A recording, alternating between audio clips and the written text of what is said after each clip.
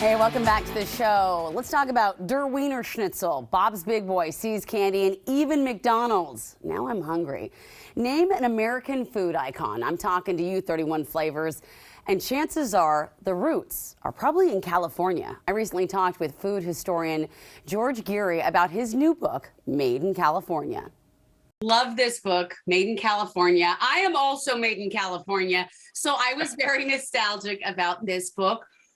What made you decide to put together just all the burger joints, diners, and fast food restaurants in the Southland? And it only goes to 1965, so I can have a second volume. I was working, some more up-to-date places, but I was working on a story for a newspaper on California raised in places and started places, and that's what started. And I thought, I wonder if I can get 50. 50 would make a great story or a book. Yeah. Well, I got to 120. So I just kept going. And then I started visiting the locations to see if the original location was there, because I love plaques that say something. And when I go over to Europe, every building has a plaque. You can see where everyone did anything in Europe. So that's what kind of started it. And I just kept following my instincts. And then I wanted to learn about the stories of how these places started and why they ended or they kept going. So that's kind of how I started and looked at the project, right? But if I could I take a walk down memory lane? Oh, yeah. Yes. So when I opened the book, one of the things that really got me was Dupar's, because there were so many of these diners back in LA. And of course, in the 80s, when I was growing up, they were run down. Nobody loved them. But Dupar's was a huge part of Los Angeles in the 50s and 60s. Yeah, there was one off of Hollywood Boulevard that was right next to the tower, the record tower that is out there. And they just started losing one after another. And I really think rent has a lot to do with it. And they were a family-owned company. The original is still at Farmers Market. It's still in operation. It went through COVID. I ate there a couple times right after you were allowed to go back in with some friends. And it's still open 24 hours. That's the other thing. Yeah, we don't have a whole lot of 24-hour places like we used to. We sure don't. We definitely don't. And that's what was always great. I know you mentioned Norm's as well in there. Right. But what I was really surprised about, I had no idea. And I don't know if there are across the country anymore, but it was El Torito. El Torito, I know, became a national chain, but I had no idea that the one I used to go to with my family was the original. Oh, see, El Torito, Acapulco, and Red Onion, all three of them only have a couple locations left, and they did go national. They were purchased and bought out by each other, and all sorts of different things happened. Red Onion, they're not the original, but the second location is still in the Southland. But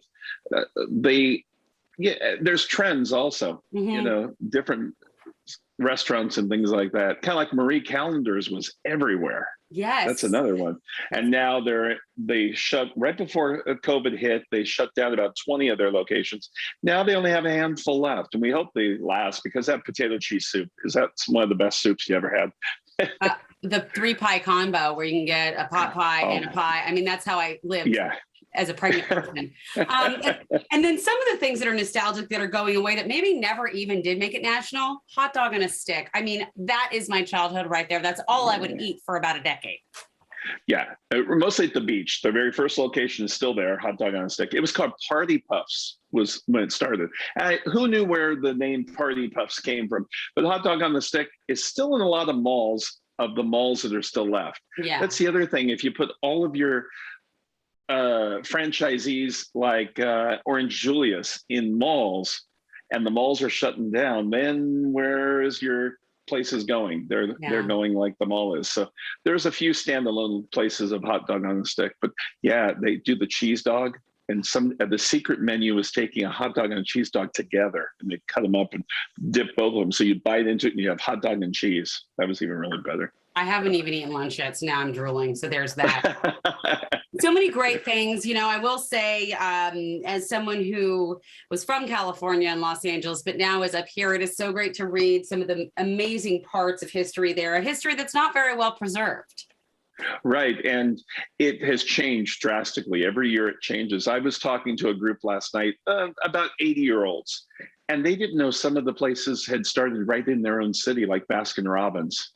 So, and they were two different ice cream companies that started, and they have over 3,000 locations worldwide. And pralines and cream does still taste the same in Dubai. I've had it there, and it tastes the same. So, just Favorite. to make it makes you feel good when you see like a place that you from home. Final question: how important a role does nostalgia play in our lives? Not enough, because we keep tearing down our buildings and our places like that where things started. We need to preserve our history. You go over to Europe, you see all the things preserved. Here, we just tear down and build again after about 25, 30 years. So you have to kind of hold on to it. Thank you, George. Thank you for having me. Now I'm hungry. Love that walk down memory lane.